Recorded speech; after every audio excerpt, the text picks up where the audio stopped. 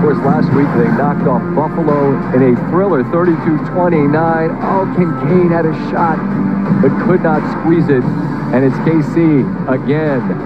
And Washington had an 18-play drive. They got 3 points, 1 toss left to that guy. Fly, Eagles fly. Philly never looks back.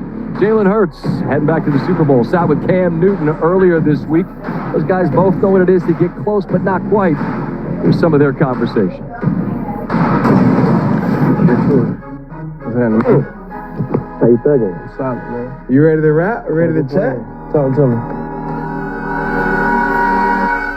Hurts takes the snap. He's going to carry himself. He's going to score!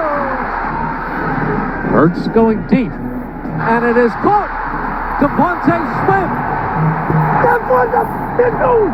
That's what the guy do. Do you feel like you slept on it? I feel like everyone has their own opinion. I think success and all of those things are defined off the person and what they define as success. And we're sitting here going to the Super Bowl again, having an opportunity in front of us to go handle business and finish the job. Ultimately, that's all you can ask for. I remember when my only go around. To say I was heartbroken is to really, there wasn't words. Got the MVP, was the golden child of that time. But I didn't win. Vulnerably speaking, I cried. You got a second opportunity at this. What's your mentality going into this game? Focus and finish.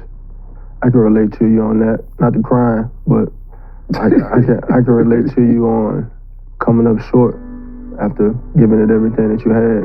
But you know, in this game, sometimes it's just not enough.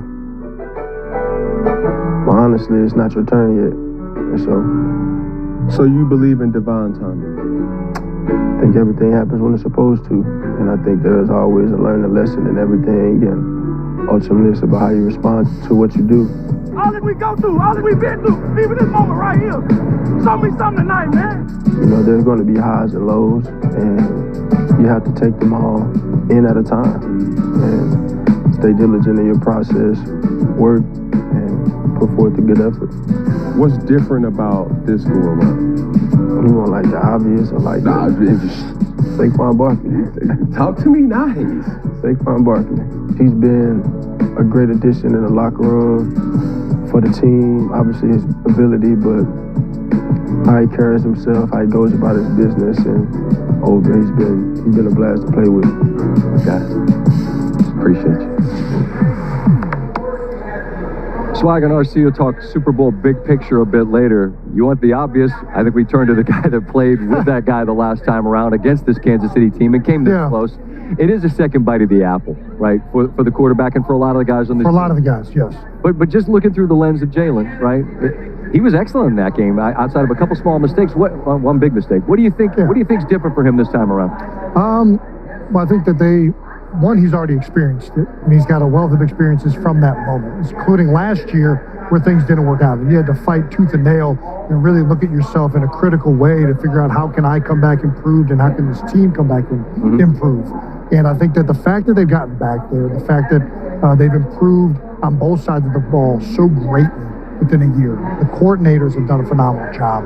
I really feel like they're in a position right now where there's a lot of confidence, there's a lot of cohesion, and I think they talked about divine plan maybe, and things coming together at the right moment. And I think that really comes down to everybody gets these opportunities, but luck really is opportunity making preparation. And these guys are so prepared from an experience standpoint, from a talent standpoint, and from just like everything clicking that they're in a good position right now. I know we got to move, and I wish we didn't, because I keep thinking about the Philly experience and go, this is the second time, and then I think, and for Kansas City, it's the third in a row, and the value of that. Again, I know that's a conversation that you all will be having a little bit later in the program. Travis Kelce's already made his name as one of the greatest playoff performers all time ahead of this Super Bowl.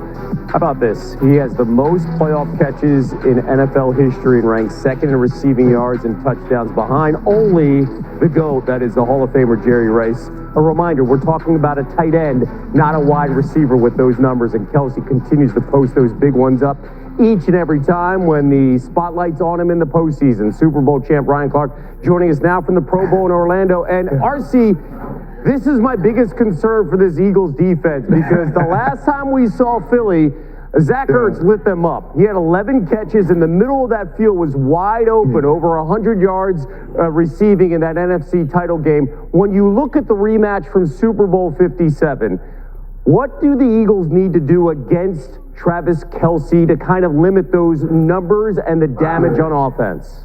Yeah, well, Kev, you know, they play Zach Ertz so much differently than they do with Travis Kelce in Kansas City. And when you look at a lot of those matchups, Zach was winning on 3rd and 4th down. It was versus Reed Blankenship and man, or working off of Zach Bond to the field when he was playing the hook defender. It's going to be about playing those zone match coverages and scrambling or plastering with Travis Kelce once Patrick Mahomes gets on the move. Zach is a little quicker in and out of his cuts. It's going to be as the down gets long.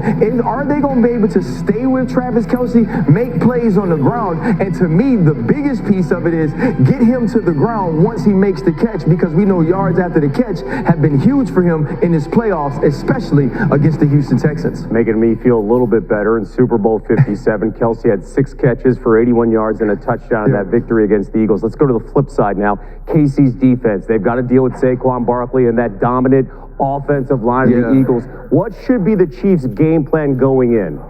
I think the first thing is they're going to build 5-man fronts. That's walking up backers to the end of the line of scrimmage, so you can try to find a way to invert the line of scrimmage as well. But for me, it's going to be about bringing that edge pressure and taking Saquon Barkley as the give guy and making Jalen Hurts keep it on those zone reads and those RPOs. You can see that the Washington Commanders had that sort of idea coming into the game, but the healthy Jalen Hurts, the way he was able to run the football, and also Dallas Goedert in the RPO game got them off of that later on. And so to me, Kev, it's going to be pick your poison. It's take Saquon Barkley away first and then scrape to get Jalen Hurts. But what happens when he gets the football out of his hand to Dallas Goedert? I think Steve Spagnuolo will have an answer, but Jalen Hurts and that offense will have an option. Love that you brought up Goddard. He was that little wrinkle that we saw in Kellen Moore's offense for the first time there, with a little pitch there. If you include the playoffs, Barkley needs 30 more rushing yards to surpass Hall of Famer Terrell Davis for the most in a season all time.